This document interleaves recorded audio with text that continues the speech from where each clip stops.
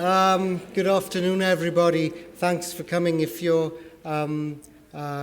expecting a talk on studying English at Trinity, you're in the right place. If you're not, you're in the wrong place. The astute amongst you may already have noticed two things looking at the board behind me.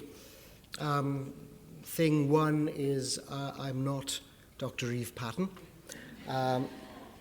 And thing two is it's not 2012. Something incomprehensible seems to have happened to the PowerPoint thing. So with apologies for that. My name is Professor Darrell Jones from the School of English, and so I'll be talking for probably about about 15 minutes or so. We've got half an hour, and then if anybody has any questions, I'll try to be able to answer them at least. So let's get rid of this misleading thing, shall we? I should say that because this is a PowerPoint presentation, it's not the one that I don't know what happened to the one that I wrote. So if you find me looking at this and reading things out with a faint air of surprise, it's because this is a new one on me as well. But I hope it says the kinds of things that I was going to be saying anyway. So, English at Trinity. Yeah, okay, yes, it is definitely a 4-year course. Like everything else in Trinity, my microphone here seems to be suffering from some kind of microphone droop, so I hope you can all hear me. Yeah, like everything in Trinity, it's a 4-year course.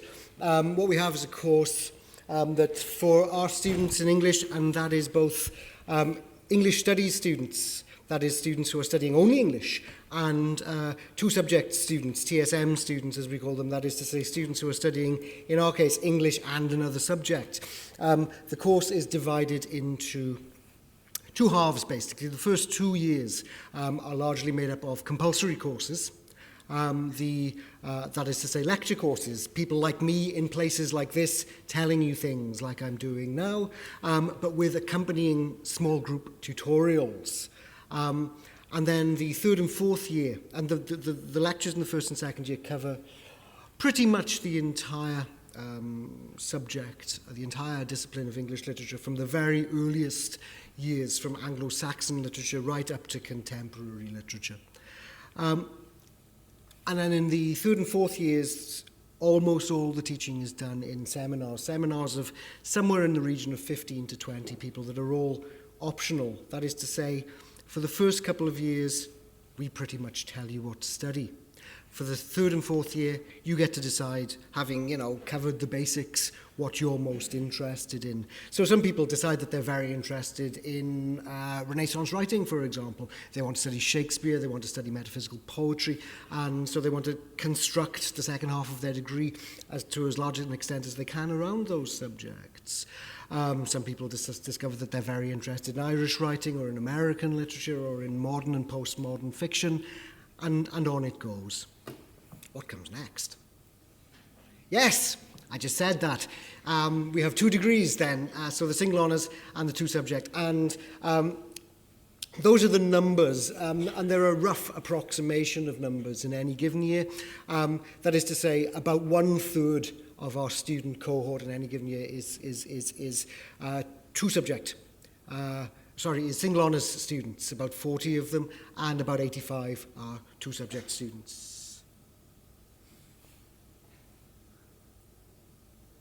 Yes, I've told you this already.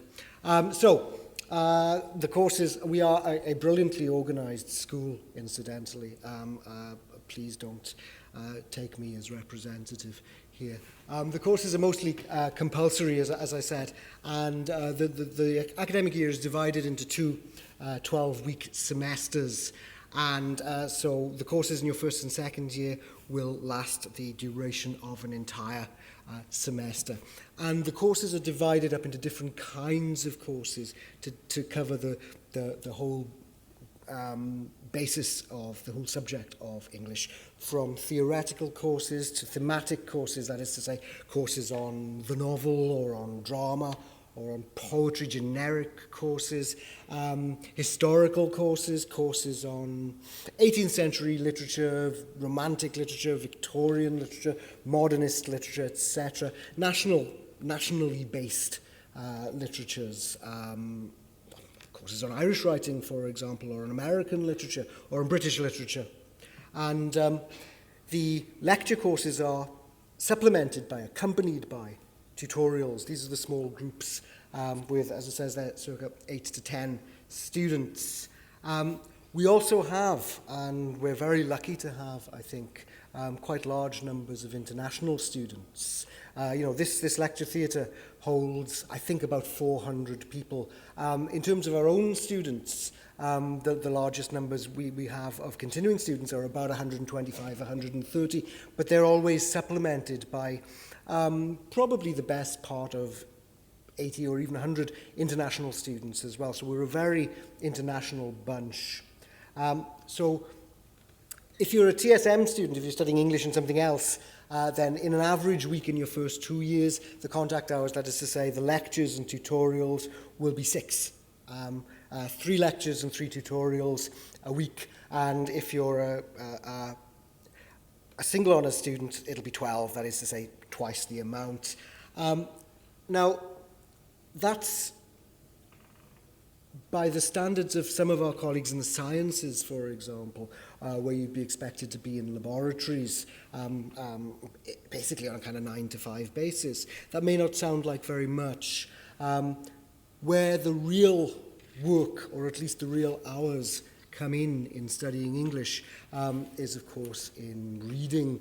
Those of you who are currently doing your Leaving Certificate or A-levels will be used to the idea that you can spend weeks, maybe even months, slowly, patiently, almost fetishistically looking at a given text, a novel, a body of poetry, a play, or whatever.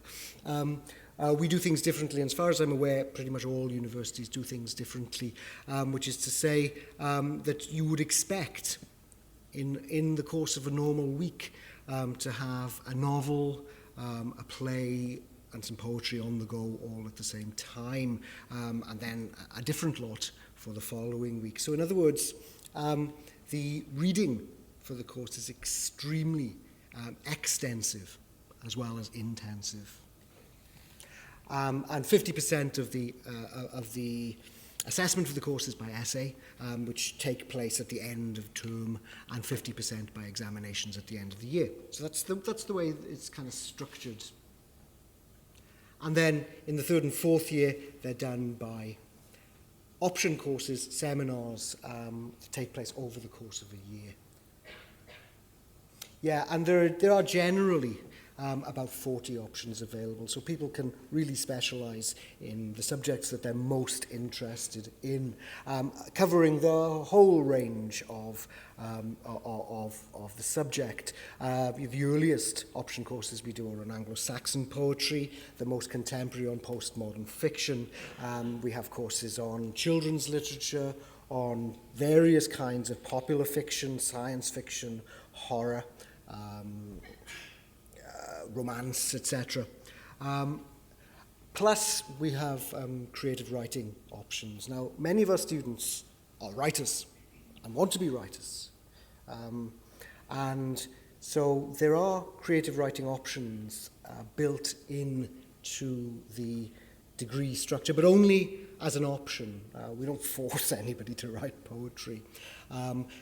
Which means that there are also plenty of non-assessed opportunities for writing, from writers' workshops to societies. We have a lot of writers coming in and out, talking as writer fellows, as visiting professors. The Pulitzer Prize-winning novelist Richard Ford is one of our visiting professors, and the other one is the best-selling fantasy writer Terry Pratchett, who come in and give classes and lectures and seminars and the like.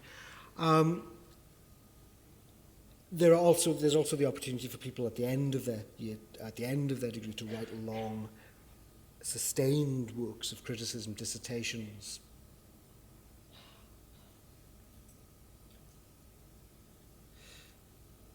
Yeah, you can do other things as well. We have a broad curriculum course, which means that you can spend one part of one semester taking courses in physics or geography or whatever you want to. And that's true of others as well. As I said earlier, we have a lot of international students. And the corollary of that is that a lot of our students also go abroad for one of the 4 years of their study. Generally, the third year, sometimes the second year, but generally the third year. And we have agreements, arrangements, partnerships with some of the best universities across the world, in Europe, in the States.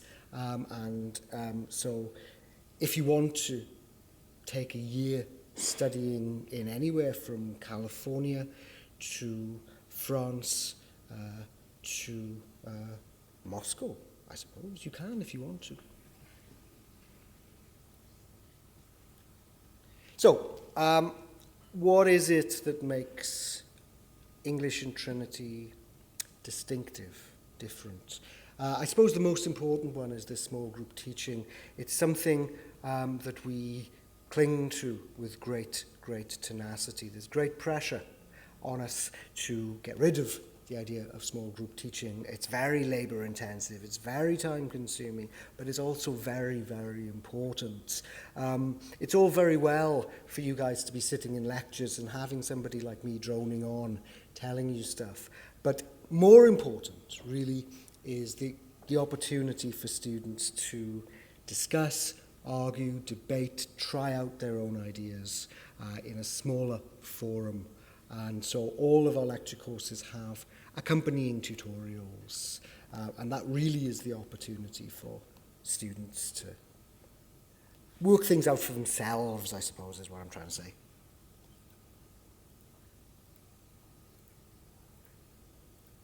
Yes, we do have one of the best libraries in the world.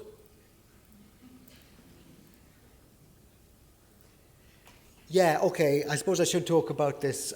People often ask, well, what can I do with my English degree? The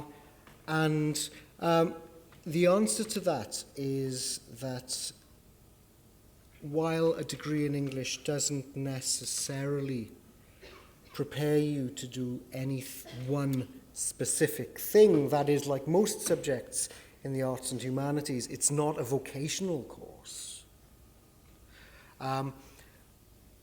But what that means is that it does not either rule out any possible career path. Our graduates go on to do all kinds of things, and one of the reasons for this is because the what I suppose we have to call these days, we're told to call applied or transferable skills in English, are ones that employers value very greatly. An extremely high degree of literacy, critical literacy, very high verbal skills, extremely high written skills. We tend to kind of take these things for granted, but believe me, they're quite rare commodities. Critical literacy, particularly, I think, is quite a rare commodity these days. Much of what we teach and much of what we teach students to do is to think critically. And I think in an age of media sound bites, of political propaganda, of manipulation through the press and through politics, in an age of the increasing kind of diminution of language, it's very important to be able to read and think critically. The English political journalist and interviewer Jeremy Paxman famously once said that whenever he's interviewing politicians, the thought that's going through his head is, why is this lying bastard lying to me? And I think that after 4 years of studying English, if nothing else, you'll know exactly why that lying bastard is lying to you and be able to tell them as well. So critical literacy is crucially important. Cultural literacy is also very important. The idea that in order to be a genuine intellectual citizen, there are simply some things you need to know. That there is a body of art and culture out there that distinguishes us, is a large part of what makes us human.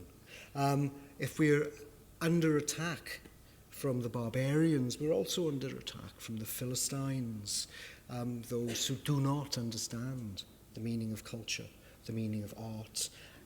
So cultural literacy, I think, is very important. I'm deviating from this now because I don't know what it's going to say next, but I know what I'm going to say next, which is this. There's only one real reason for wanting to study English, and that is because you really want to. If the idea of spending 4 years of your lives reading some of the greatest books ever written, thinking about them, discussing them, writing them, is for you, then come and study English. I think that's a very important thing to say. And I'd want to make a broader point. And this is not a point about the studying of English, but this is a point about studying the things that you want to study if you come away to university. I think this is very important. People often come under pressure to study things which, in some way, they think it would be good for them to study. The sensible options, things that have easily, readily understood and defined career paths in front of them. Now, for many of you, that's fine, and good luck to you. But if you feel at all uneasy about that, then don't do it. No one, or only an insane person, would ever study English for the purpose of making large amounts of money at the end of it. That ain't, well, it might happen, but it's very unlikely to happen. The reason people study English is because they really, really want to. The reason I came and studied English, I went to university to study English in the UK 30 years ago, is because I felt I couldn't do anything else. Both in the sense that I wasn't fit for anything else, but it also, and most importantly, in the sense that I felt I had no choice. That this was something vocational, something existential. If you feel like that, then act on it. Believe me, and this I really mean. For those of you who are, 17, 18 years old now, believe me, there will be plenty of time in your future to make compromises. But don't start off by making compromises. If you're going to come and study at university, whatever it is you study something you're passionately interested in studying. Obviously, I hope that's English, but whatever it is, study something you really want to do. Okay, that's all I have to say. Are there any questions? Yeah. The question, I'll repeat the question just in case you guys at the back didn't hear it. Do we analyse the literature from different perspectives? Of course we do. One of the things our students soon discover is, in some ways there is no right answer to some of the questions that we ask. And some of the questions, to be more precise, some of the questions that literature asks us, there are no right answers. There are many answers. It's a discipline for rhetoricians, for the argumentative, for the persuasive, for the passionate, as well as for the analytical. You'll discover that works of literature, and this is true of all works of art, I'm not making a special case for literature here, all works of art mean different things in different contexts, viewed from different perspectives, by different people, in different places, at different times. Meaning is not fixed. And so, yes, we approach literature, and we encourage the approach of literature from a variety of perspectives. One of the biggest mistakes I think that our students can make is to be, I suppose the word is monolithic about this, to think, okay, to have kind of fixed views. This is how you do it. This is the answer. No, it's much more broadly based than that. So yes, we do. Yeah.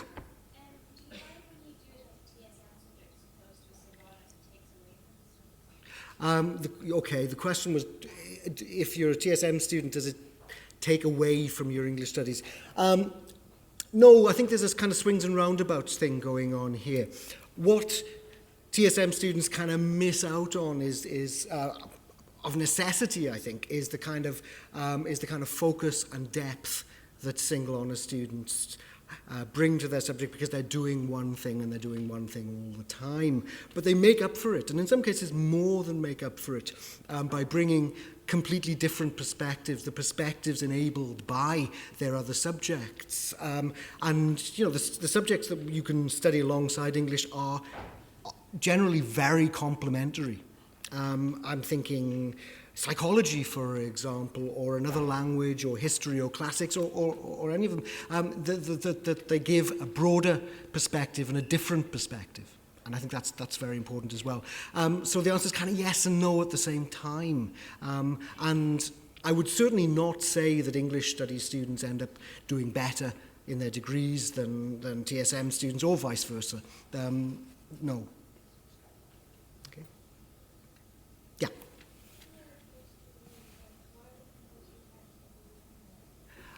What are the compulsory texts you'd be looking at? Well, in the first couple of years, there's very many of them. There are dozens and dozens and dozens of them. So it's probably easier to think that you'll be looking at a bit of everything. As I said, from Old English to contemporary fiction, with pretty much everything in between. One of the things that I think our students discover is that, you know, if you think of these courses that you do in the first year as introductory ones, that they're samplers, really. There's so much more where that came from. And that's why people might want to, you know, you might find yourself reading a Charles Dickens novel. You might find yourself reading Dickens's Bleak House. And that's great. But there are 13 other Dickens novels, you know, so take a course on Dickens in your third year. That's, I mean, I could give you a list of what you're going to be studying, but it would take far more time than I have here. Dozens and dozens and dozens of books and writers. More than you think you could. It'll keep you going. Yeah. Sorry, could you say that again?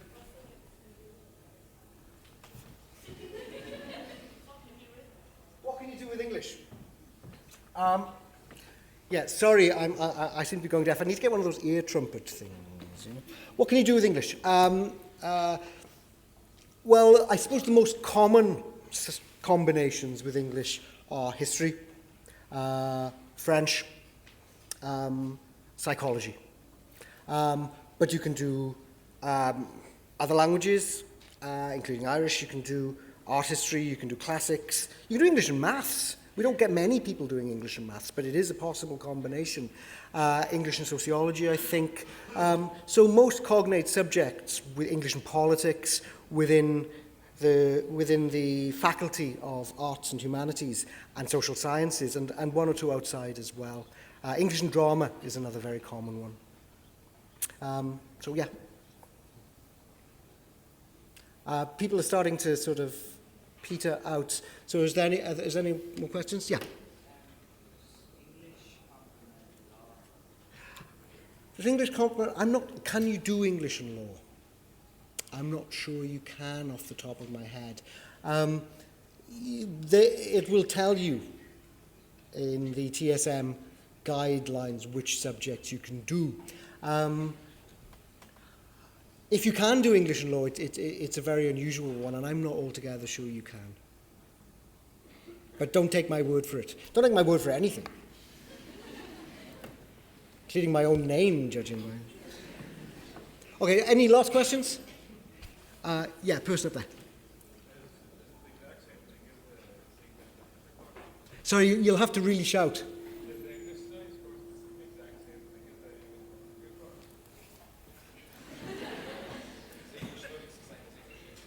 Oh, right, thank you. Is English Studies the same as English Literature? No, English Studies is the single honours course which all of our students who are just studying English take. English literature, and I'm never quite sure why there's the distinction, why they're called different things. English literature is what the TSM students take. Now, there are no separate courses. That is to say, the TSM students and the English Studies students take the same courses. It's just that the English Studies students take more courses. So there are no separate courses for TSM students. It's just that you do 50% of your degree with us instead of 100% of your degree with us. Okay, thanks for putting up with my ineptitude and deafness. And,